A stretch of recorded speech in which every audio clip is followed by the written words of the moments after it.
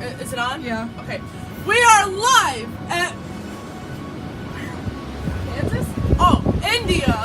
And right over here we have Gandhi. In the middle of Hurricane Tortilla. It's approaching us.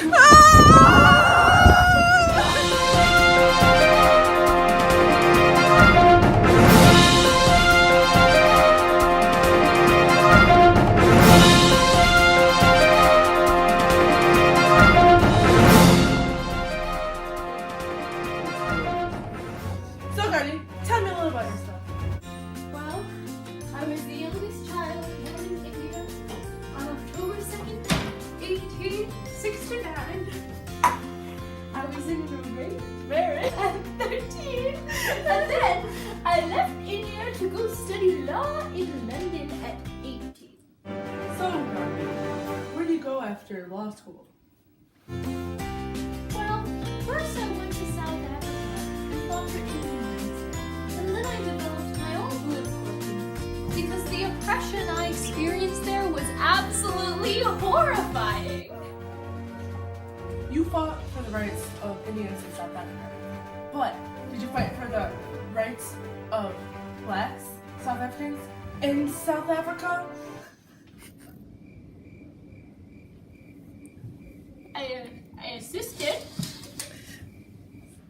You are idolized throughout the world for your deeds that you did in India. Tell me, how did you do it? It was all about that.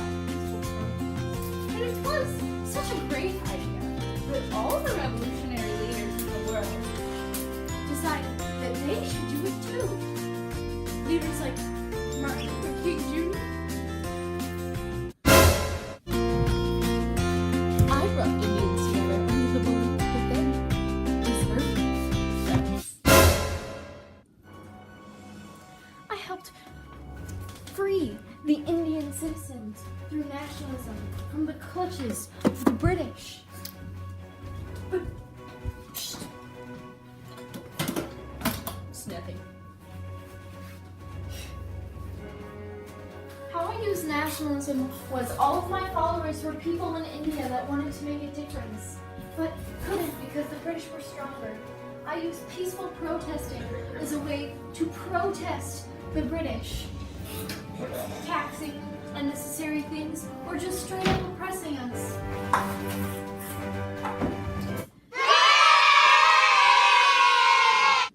Your program will return after this brief commercial break. CFC chicken. Hello, kids. Welcome back. It is me, Colonel Sanders. But oh wait, look over there. It's Ho Chi Minh. It's me, Ho Chi Minh. And I am the communist leader of Vietnam. At least I was. Now let's take a look at this blast from the past. When I was younger, I traveled to France when I found other fellow Vietnamese, and we formed a resistance against the French government since we are being discriminated along with other minorities. We gained the knowledge of the USSR from inspiration from World War II, and when I traveled back to Vietnam, we took it as a chance for the Vietnamese nationalist cause to rise. I'm not only a part of CFC, Communist Fried Chicken, but I'm also a part of the Viet Minh, in which I created that can be also named the League for the Independence. This helped keep the Communist Party in Vietnam alive. It also helped unify northern Vietnam. I was quite involved in the Vietnam War as I was head of the state during that time. I later became president and got a city named after me, Ho Chi Minh City. I had demonstrated nationalism when I became part of the Workers' Party of Communism, keeping the communist regime alive within North Vietnam. What I have done in my past can be seen as nationalism pride for the Communist Party in Vietnam. However, communism isn't a good political party, as we have seen in the past. It never works out. CFC chicken.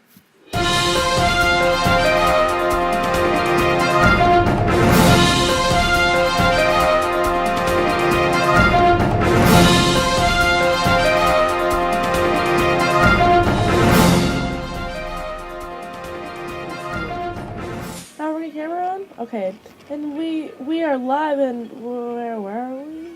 Oh, Cuba. And here we have Fidel Castro. Yes, Fidel Castro, and he's really excited to be here, and I think he's just having the time of his. I don't know. Are you actually Fidel Castro? Okay, all right, that is him. He is loving life, man, living life. All right, let's go.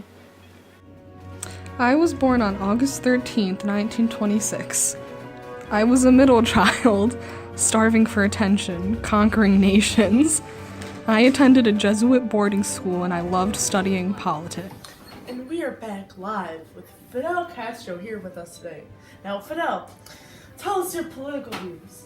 Well, back in the day, I was part of a populist party called the Orthodox Party, but some stuff went down, and we joined the 26th of July movement, and we overthrew the Batista dictatorship, and the rest was history, and welcome to the Communist Party of Cuba.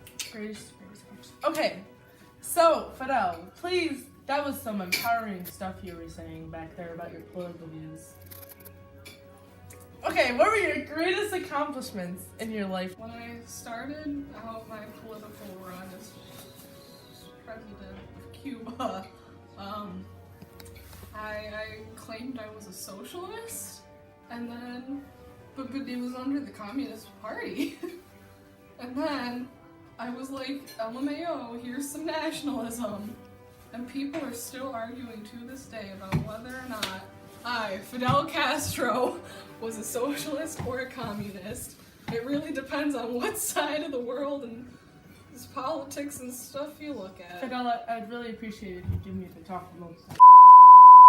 So, you know a thing or two about nationalism, is that right? Can you tell us about it, please? Please tell us. Yes. Okay. When I started my political run as president of Cuba. Bless you. So you were saying. Okay. Sorry, So, you were saying. back in the day, I was like, Cuba, here's some nationalism, just like that. I went up my balcony and I was like, Cuba, nationalism. And so I nationalized the land and it became public property, and that is why communism is a thing. Because I thought it was nationalism. I was mistaken. So you created communism. No, I didn't create communism. I just kind of made it more of a problem in Cuba. But then I was like, everything I did was in pursuit of making Cuba better, which is nationalism. But then it turned into communism.